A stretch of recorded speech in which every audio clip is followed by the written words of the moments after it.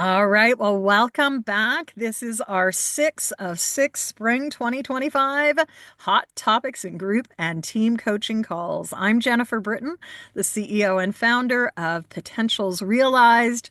We are an award-winning coaching skills training program that offers all things. We're like a one-stop shop for all things group and team coaching, from training to resources to experiential tools to help you have better conversations against the backdrop of change. And the world continues to change.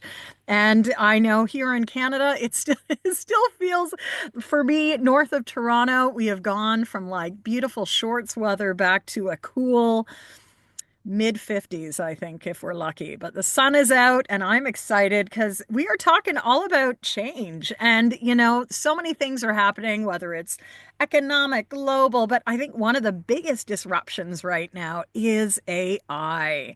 And last week, we spent Tuesday, a good part of Tuesday, at the AI um, Empowered Coach and Solopreneur Booster Day, which I had a lot of fun.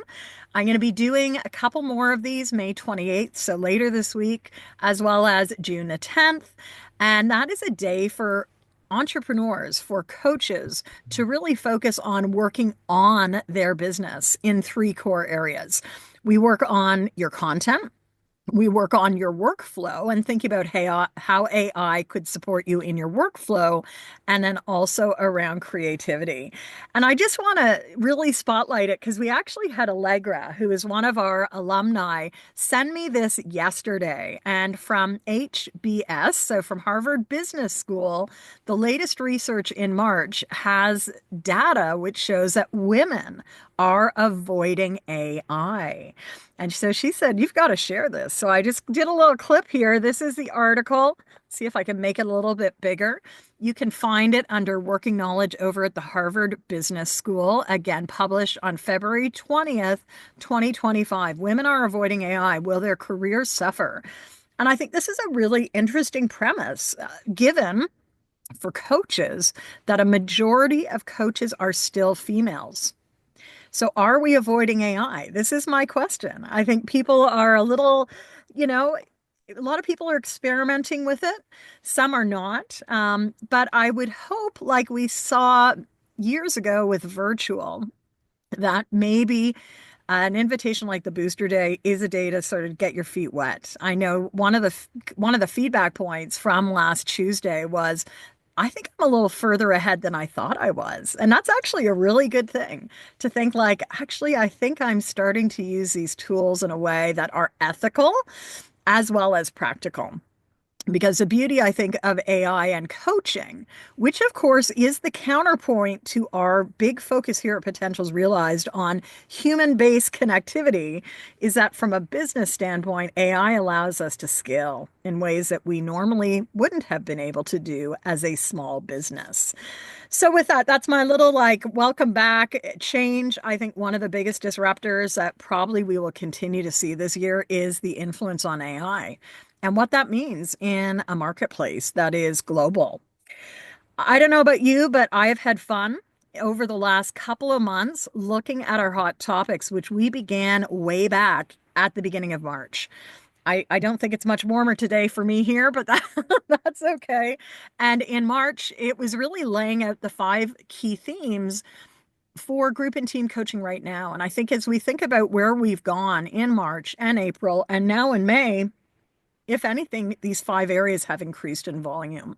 So we started off March 25th with our recording on the hot topic of connection, which, as I said, has always been at the hub of our work. And I think even though AI will continue to influence coaching, as I shared last week, we are seeing some data, at least in May of 2025, around how different generations are using AI. A lot of Gen Zs are turning to AI for therapeutic and advisory support. Will that have an influence on coaching overall? I'm not sure. Maybe, maybe not. And in saying that, I don't think it will ever replace group coaching. I don't think it will, it might have an impact on it, but I think as humans, we are really wired for that peer-to-peer connectivity. and I think as group coaches, and I'm looking around our room right now, there is nothing that can replace the human to human touch and conversation space. So that's where we started on May 25th. You can view any of these over at our YouTube channel, which is Effective Group Coach. From there, in early April, April 8th, we dove into engagement and the pause and the importance of bringing all voices into the room. I think this is a really key piece. And again, I hope that you'll go back to this call to really think about how can you continue to jazz things up, to really creating these welcoming spaces where people feel connected, where they feel seen, and where they feel engaged in the process. In 2025, I think, time is of the essence. People are feeling very disconnected, and it is important that people also feel seen in a way that they may not be feeling seen in other areas. So definitely check out that call. What's interesting is last week we celebrated International Coaching Week, and I spent an hour with ICF Portugal, sort of building onto that call on engagement and the pause. What I added on were a few of the neuroscience elements. And I think certainly in our work here at Potentials Realized, one of our most popular programs right now is NELA, Neuroscience Learning and Experiential Approaches. And so I really want you to be thinking about how do you add the science and the whole experiential layer, which we turn to on April 22nd. As I shared in that call, I'm spending a lot more of my time really working with clients, not only coaches, but organizations on how do we design for experiences? How do we really build a whole process behind the journey of a customer, but also the journey of leaders and their teams? And finally, our last call, May 6th, was on AI. So if you want to take a look at that one, we looked at AI, started talking about design, marketing, collaboration, and the changing landscape of work. And that'll really take us into our summer series. We don't have dates for it yet, but I think you can expect 2 weeks from today, which, Yvonne, I'll get you to look that up. I think it might be June the 3rd. I think June the 3rd is the date. We will be back on our next call. Yep, June 3rd. And again, it might actually be related to exercises. So that's where we've been. The other celebration, which I don't have a slide for, is we are celebrating the wrap up of season 1 of the Coaching Many podcast. So Ivana and I launched this a year ago this month. Hard to believe we've done 26 episodes that have now been published. If you haven't listened to episode 26, it is like what we would say here, the Coles version, or, the Cliff's Note version for those of you in the US of what we covered in 26 episodes. And there has been a lot. I'll just bring in your voice for a minute, Ivana, not to put you on the spot. What's been one of your favorite episodes in season 1? Wow. I've had a few, and for me, I think the episode on intentionality, because I think everything starts from there. Mm. When we're thinking even about designing, even who we want to work with, right? Like, what is the intention? So that to me, that is one. And I know that we've had some amazing results and listeners for the trust, safety, and connection, like really the foundations, we'll say, Hmm. of the coaching many conversation. For sure. So those are the two that really stand out for me. And of course, the call on connection. Just what does that, like the layers of connection, and what does that look on so many different lenses, right? Whether you are doing it from a marketing, business development, but also from a group coaching, design, or team coaching. So those are the three that stand out for me. Love it. Love it. And, if I look at even our hot topic list, I think I chose the hot topics because it's the ones that I thought our Yeah. podcast were really doing so well with. Again, experiences, the AI and the future of work episode that just came out. I think that's so important for people to really be thinking about not Mhm. only the now, but what next. And finally, the change one, which takes us to today. So let's dive in. For those that are interested, we always like to do a little like what's upcoming. We've got a number of programs. That last one, Team Coaching Essentials, should read 2nd of June. 2 weeks today, we have both Group Coaching Essentials and Team Coaching Essentials starting up for our sort of summer season that'll run through June and into July. I'm also looking to see if will have enough people to do a next coaching supervision group. We just wrapped up our winter series, and I'm offering a Monday afternoon, June, July, August, September, October. If you're working towards your ACTC, you do need a minimum of 5 hours. We actually do 7.5 hours of coaching supervision, which is different than mentor coaching. So, mentor coaching, of course, is to help you sharpen your skills. Coaching supervision provides you with that space to take a look at what is happening in the world of your clients and in the world of you and your coaching. So, maybe check that out. Again, if you don't join us in June, the next coaching supervision group after that will start in September. And just know that this is a requirement for your ACTC, and you can now use coaching supervision hours towards core competencies in a renewal process. So if you're renewing for ACC, PCC, MCC, coaching supervision up to 10 hours in your 40-hour cycle is eligible for Wow. coaching supervision. Yeah, so that's sort of nice. I think that's a really new add-on, and perhaps reflective that we all can benefit from taking a step back. So, coaching and change. I meant to bring it with me. I actually left it on my bedside dresser. So I don't have the photo, but January of this year, I had a new article published in Coaching in Choice magazine. And it was featured on the Beyond the Page podcast with the publisher, Gary Schleifer.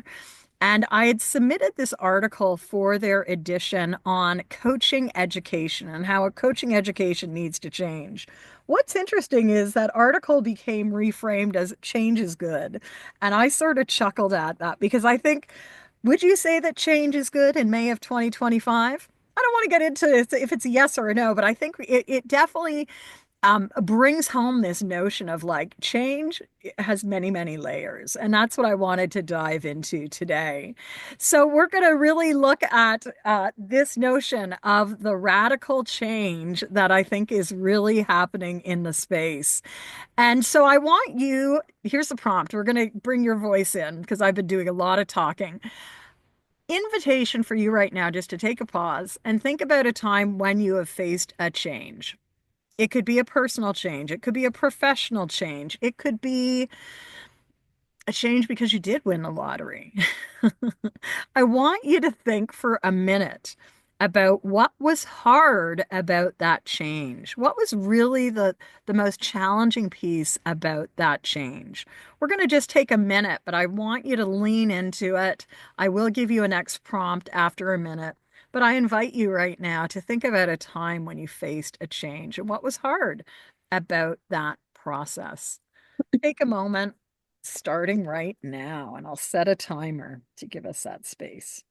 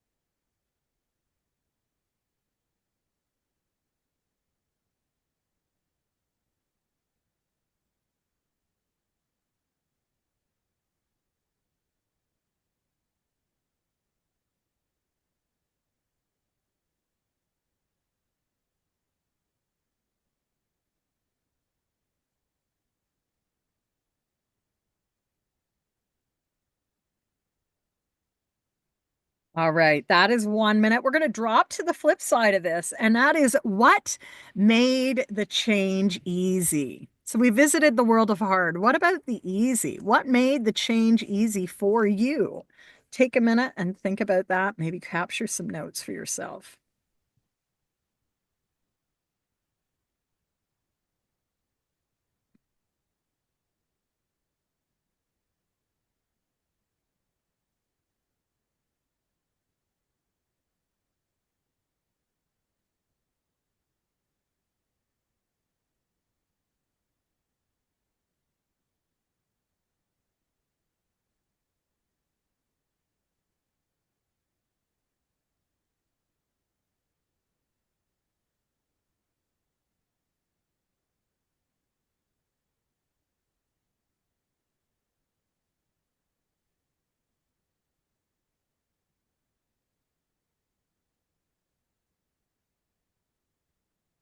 And that is a minute.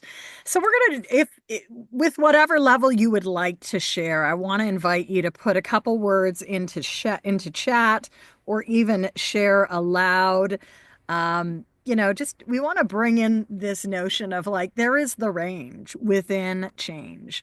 And some of it, I didn't get to share this at the front end, but many of you know that in my former career, for about 15 years, every job I started as a leader went into massive organizational change, anywhere from like 2 days after I started the role to 3 weeks. Like literally, this was massive change in some organizations. Like one organization, it was day two. And there was a big announcement, and everyone was like, I wasn't only getting onboarded, but it was like, oh, you're going to have this big announcement, Jennifer. Welcome to the organization.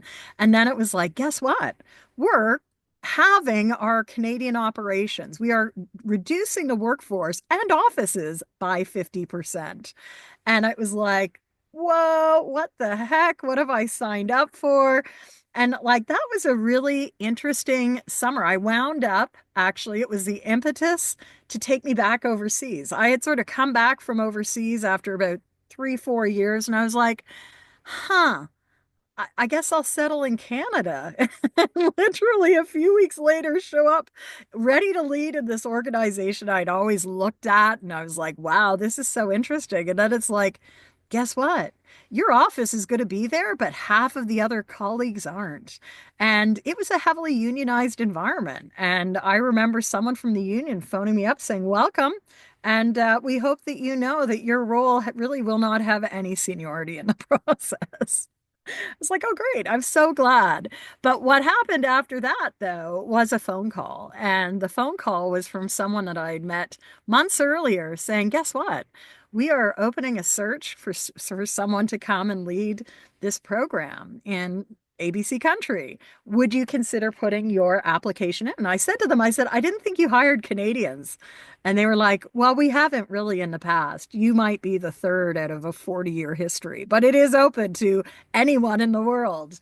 And I actually got that job. And then that 3 years became like another 8 years of my life. But it's interesting because I think about like how deflating it was, especially with that role. I was so excited. I'd researched it. Actually, part of my master's thesis was on this organization. I was like, wow, I've made it. I've made it. I have like a leadership role in this organization.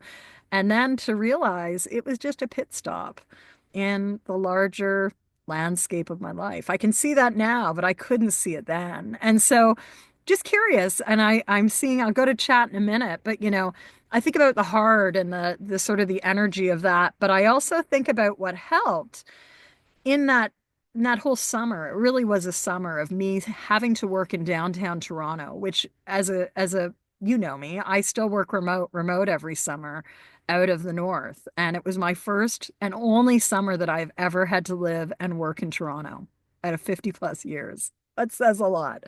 But I could escape here on the weekends. But what helped me, four things that came up when I thought about easy. It was my vision, even though I thought I had like achieved the zenith of my leadership in those days, and it was like a long time ago now. I also had some pretty keen values on what did I want my work to look like.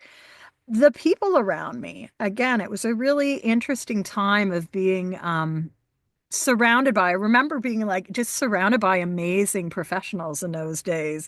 Not that I'm not all the time, but there were just very different energies and very different people that came into my life that summer, which helped with the clarity that, you know what, this wasn't a job forever. It was a pit stop along the way. So I share that as, all about change. We can have the upside, we can have the OMG. But I think a lot of what we do as coaches, if I had had a coach in those days, it probably would have made the transition even easier. I was really clear on my vision and I got very clear on what was important. Um, so that I just want to share that because I don't see anything coming up in chat, but would anyone like to share a story about change and what was easy, what was hard?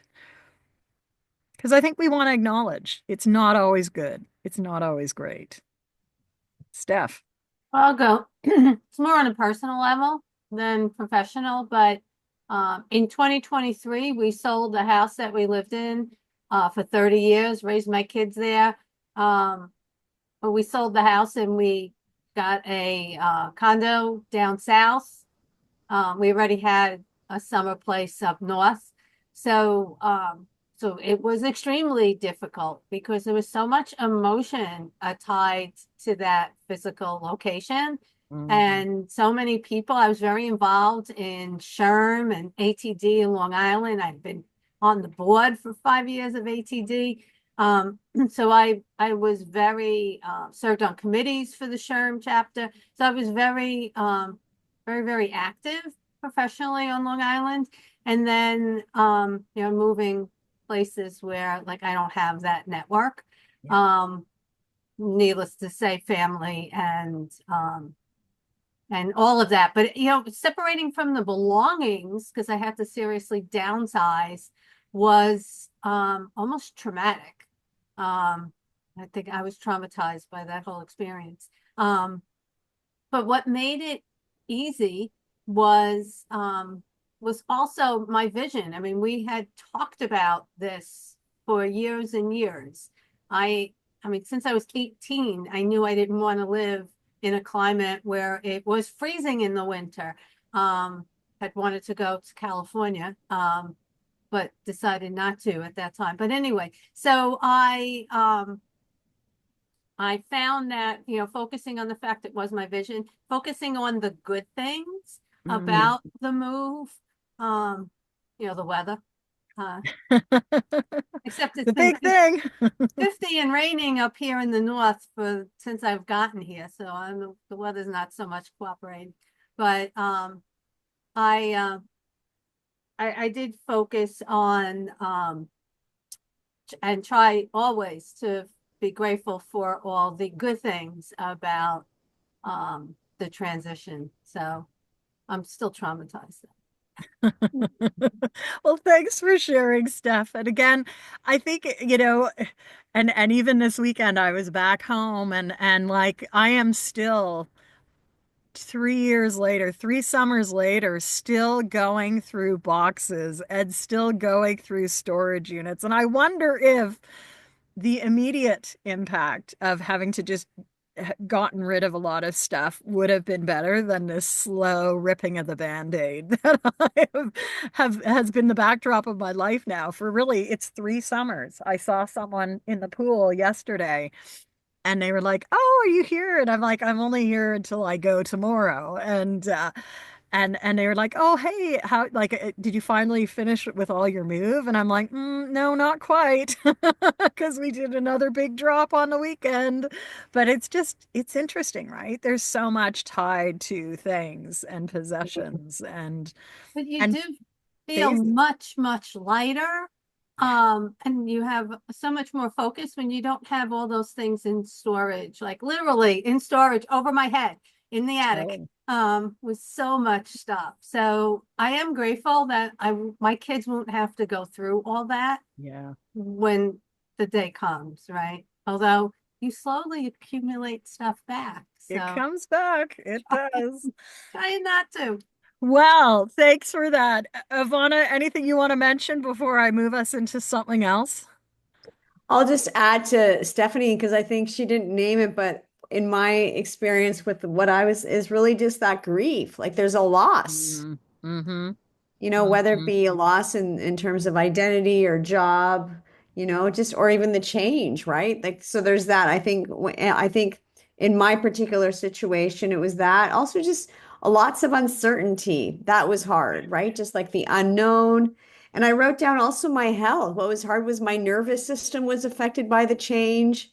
And so my health was affected. And then what made it easy was my coaching skills, but also just having resources like coaching resources available to me, peers, and even financial resources to support me navigating this next the next leg. And I actually added like even what made it easy was I allowed myself opportunity to discover activities that bring me joy. Mm-hmm. Mm-hmm. So, just to kind of navigate that. And lots of layers here, right? And Lots of again, layers. it's interesting how to the identity piece, and Steph, you've just put that in chat. Definitely the loss of identifying as a Long Islander. And Yeah. it's not like we can flip a switch with our identity. We change, we morph. And sometimes I think we like to hold on to things maybe a little bit longer than we need to. Like, are we ready to let it go? Have we given ourselves permission to let it go as well? So there's a lot in this space of change. And, again, I think part of it too is the relationship. Who are we connected to? What are those relationships that we have? And so it is bringing us back to connection, to engagement. What do we love to do? What's our vision? What are our values? Like, what's the movement? And that leads us to the coaching and change writing that I've been really heavily engaged with since last fall. And I think I've shared this before, but if I haven't, the new book, which will come out sometime in 2025, is really about looking at sort of four anchoring areas of coaching and change. And I think depending on who we're coaching, we're engaging in all four, or maybe just one of the four at any time. So I wanted to share a little bit around a coaching tool or practice with each of these four areas for each one of you that you might be interested in all four, but I think they are areas that show up in our work. So again, coaching and change is about, I'll start with creativity, right? Because part of it is like, how do we create ourselves? How do we recreate ourselves? If we're working in an organization, and so many organizations right now are going through change, it might be about redesigning the culture. How do we really foster that conversation around culture change?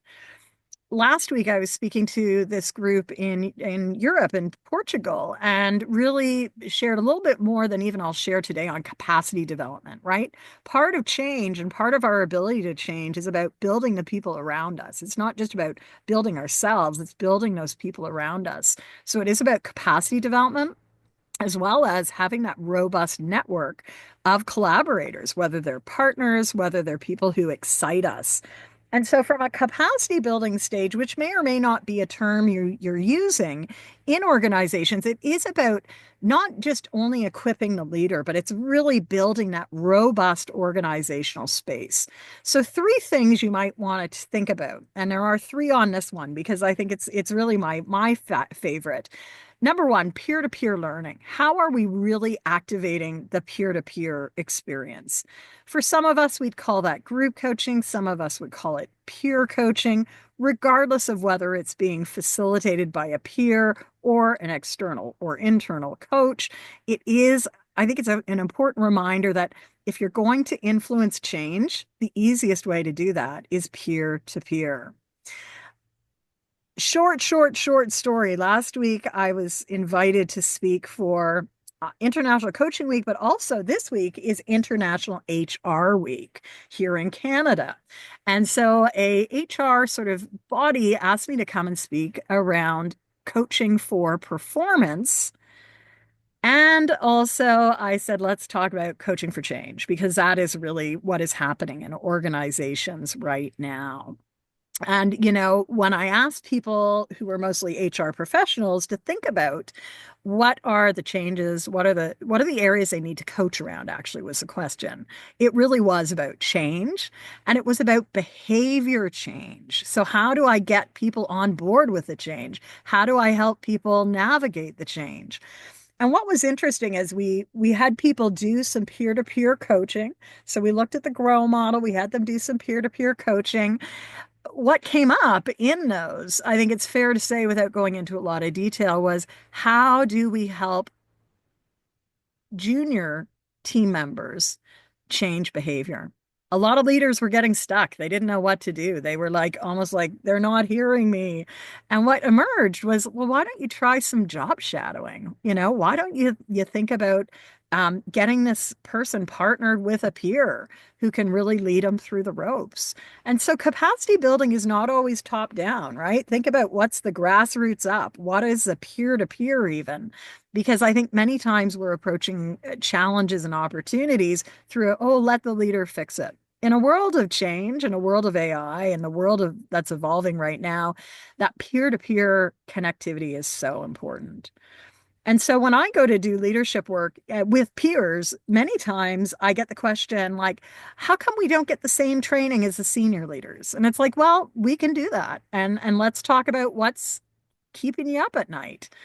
Last week when I asked that question, everyone was like, too much work, too many priorities. I don't know what to get rid of. And then the inevitable, but wait, I'm the person who gets delegated to. Um, what do I do? And so I was thinking about this on the weekend. I was like, well, what do you do for like the junior employee that wants to like say no? So, quick framework, like 3 words. It's like, what am I going to keep? What I'm going to share with others? And what do I want to let go? And it's interesting that we even talked about like belongings and getting rid of things. Like, but really, it comes back to that too. What do I want to keep? What do I want to share? And what do I want to let go? And I think for more junior employees right now who might be, not able to say, oh, I can't do it. But, it is a longer conversation of influencing up. How do we ask, what should I prioritize? And in that, we might get some insights. So, Steph, you've got an input here. What do you want to Yeah. mention? So the best advice I had ever gotten years ago was to always be cognizant of what's on your desk, what you're working on, and what needs to get done by when. And Mhm. then when somebody comes to you with project number 21, you could say to them, well, this is what I'm currently involved in. In order to do what you're asking me, which one of these do I need to table? Because I'm only, there's only so much I can do at one time. And Mhm. usually that person will then walk away and go to somebody else who doesn't know what they're working on and doesn't know what their capacity is. And then you won't have to either that or they'll say, well, those two top things, let's move them to the side and they'll rearrange it for you, right? So Yeah. that was the best advice I was ever given as a younger professional, and it really does work.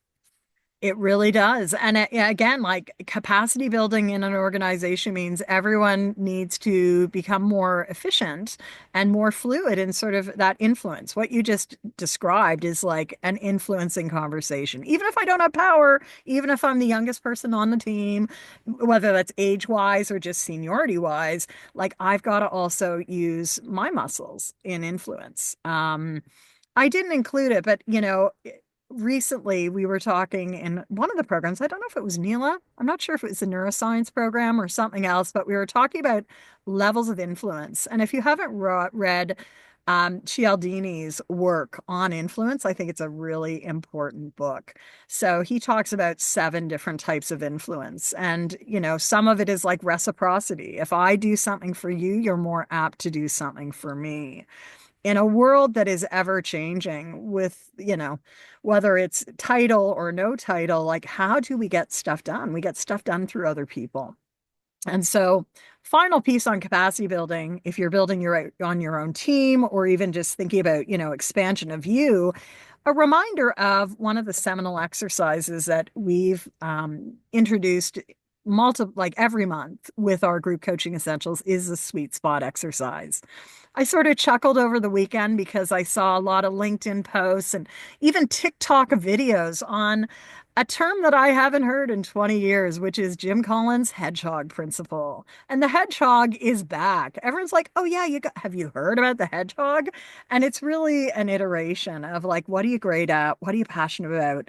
And in our case, for coaches, like, what does your market want? Or in a case of leaders, what does your team need and have? Well, I think everything old is new again. And that's how I started the post yesterday because on LinkedIn, because really, Hedgehog Principle, I first heard Jim Collins, the author and the creator of the Hedgehog, introduce this in New Orleans in spring of 2000. I was attending an ATD, what was then ASTD Tech Knowledge Conference. 5,000 people in the audience. I was still a leader with the UN, had no idea that years later I would become an entrepreneur. But I was captivated by this notion of the hedgehog because I thought, well, if we can really help people leverage their strengths and we can tie that with passion and what needs to get done, like, wow, what a different world we could be part of. And that concept really fueled my work as a leader with my own team. And so I just think capacity building, it can be challenging, but at the end of the day, how do we just help people do their best work? That's concept one. Concept two, culture. We could do a whole call, and maybe I will in the next series, but like, how are we really affecting change? So much of it is the shifts below the waterline. And that really came up in our change conversation a few minutes ago. It's not like we flick the switch, we turn on the light bulb. No, to really get new results, we need to change our behaviors. We know that habits take upwards of 60 to 200 days to really change behaviors at that deep level where it's not just like forced change, but it's like something automatic. And so we want to go below the waterline. As I shared with the iceberg model, way back in Effective Virtual Conversations and then published this again in Reconnecting Workspaces. It really is about helping people intentionally, I'll use that word again, look at their mindsets, their perspectives, their habits, their assumptions, their beliefs, and their values. So I won't spend a lot of time here, but as we go through change, we need to change the culture of a system often. Even if the players stay the same or one person leaves, unless that culture is changing, unless things are really dramatically changing below the waterline, we're going to revert back to similar behavior. So, what do we need to do? And what are the conversations you want to spark? I love this. And again, we could do a full hour on this, but what is the area that's most important for you to be curiously inviting people to consider this week? Is it values? Is it beliefs? Is it assumptions? Is it perspectives? Is it habits or mindsets? I'm going to leave that as an inquiry because every coaching conversation we engage with is so radically different. And I think it's very alluring to spend our time above the waterline and just like go, hey, let's like 10x it, right? Even in some of my messaging marketing lately, it's been like, how can AI 10x it? AI can 10x things, but there may be a belief system that we have to shift. That, you know what? I don't have to have all the brains in my business. I can leverage someone else. Let's have someone else do it faster. But that requires a change in belief, in change in values, a change in mindset. So think on that. Third area, I just want to introduce and remind you of today's collaboration. We've had some really good quick talks and every example that we saw like involved people. Who are you surrounding with, especially in the context of change? It can be really valuable to have our clients go through stakeholder mapping for themselves. Who's in their network? What, support can people get in the change process from others that might be in that immediate web, but also maybe further afield, like the green dot that you can see on this screen.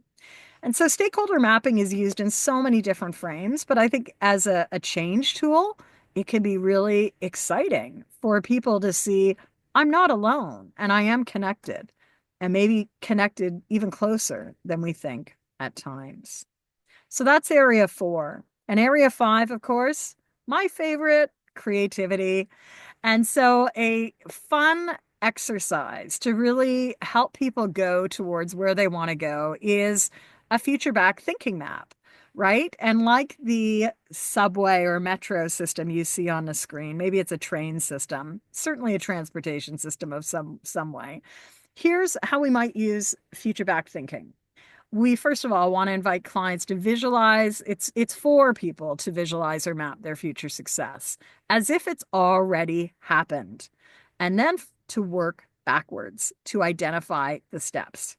So let's say I want to make $1 million in the business this year, right? I am going to really future cast myself into I've got that $1 million. What am I doing? How am I spending my time? But then, as if it was almost like a point on the map, I'm now looking at how do I work backwards? What would it take in a 12-month period? What would $1 million take? And in fact, as I went home this weekend from the cottage, um, you become aware of like what you put in your visual space. So in my bathroom, as I go to brush my teeth every morning, I have this little thing, $1 million over 52 weeks. It's about $19,000 a week is what you would need to make if you did it incrementally. But I do think you can do it in more of a hopscotch generative way. But the future success point could be $1 million. And then what are the milestones that would get to 19,000 a week? What are the choices that you'd need to make? Am I going out and doing 3 team sessions a week, right? That would be more than enough. Or am I looking at how many charm sets do I need to sell, which might be challenging, especially with another Canada Post strike coming on board on Friday. So again, but if we are now visualizing the $1 million, I can see that there's probably a gazillion different pathways to that.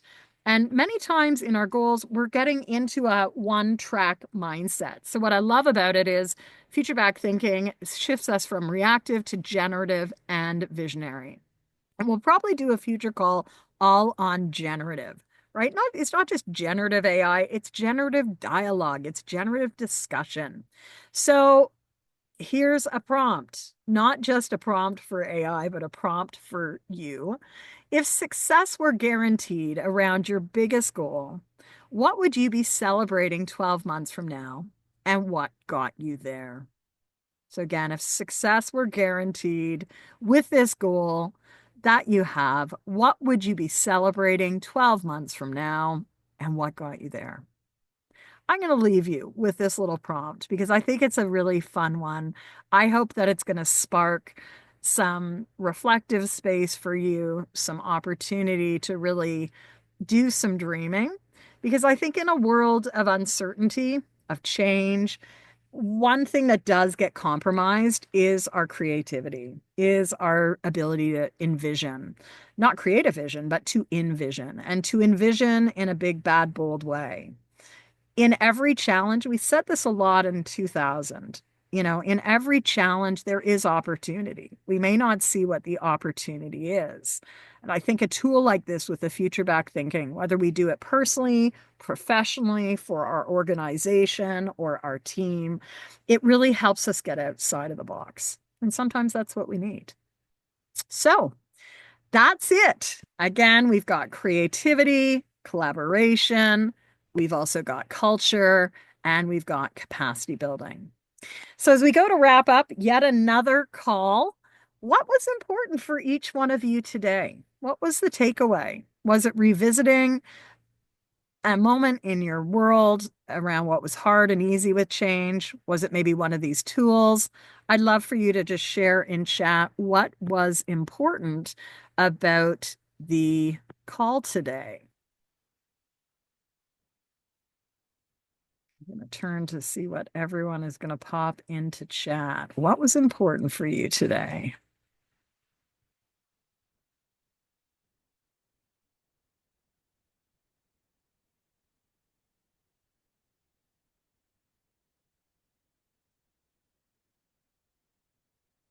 I'm going to go do the future back. I want to do the future back every week, actually. I think that would be a really fun exercise when things are really like getting chaotic. Steph says the culture slide really sparked ideas for group coaching around PB eating. And PB, Steph, stands for Plant-based. plant-based, not peanut butter, plant-based No, eating. well, peanut butter's there, but not totally, but it's on some. That's good. I love that it sparks some ideas. So wonderful. And Jane says, for so many ideas today, thank you. For me, it's about capacity building, building up the people around me, as this is where I am right now. And Ivana likes something different. I really enjoyed the future back. It was a paradigm shift, had me really shake my head. And thank you. I almost brought in that paradigm shift slide. I shared this last week with the ICF Portugal group. I think so much of change is about jumping paradigms. It's about shifting paradigms. And that's not easy and it's uncomfortable. Sometimes that tension is really the thing that we see, we feel, we can't name, but it may mean that we're making that paradigm shift that is necessary for the next step. I'm going to simply leave us with this little map, right? I'm such a map person. Like there are so many different roads and pathways that we can take to where we want to go. It rarely ever happens in the way that we think it will, but often we get there or beyond where we think is possible. So, want to leave you with that.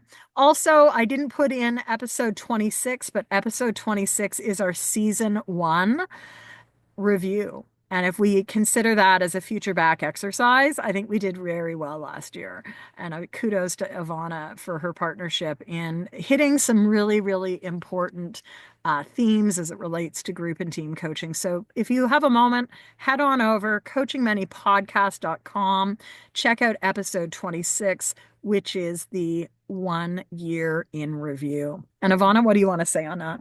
I put the Buzzsprout link for Steph, Jane, and anyone else that will take you to that Lovely. episode and then more. So, Fantastic. yeah. All right, everyone. Hope to see you in a couple of weeks. TBD, to be determined what the theme is. But I think even in today's, we surfaced a couple. So if you have any ideas, please drop us a line what you'd like in our summer Hot Topics series. I think we might do Hot Topics all year because it seems like a hot topic year. So with that, have a good one. Take care. Bye, everyone. Thank you. Thanks, Everyone. Jen. Good Bye. meeting. Have a good one. Good to see you, Jane. Good to see you, Steph. Be well. Take care.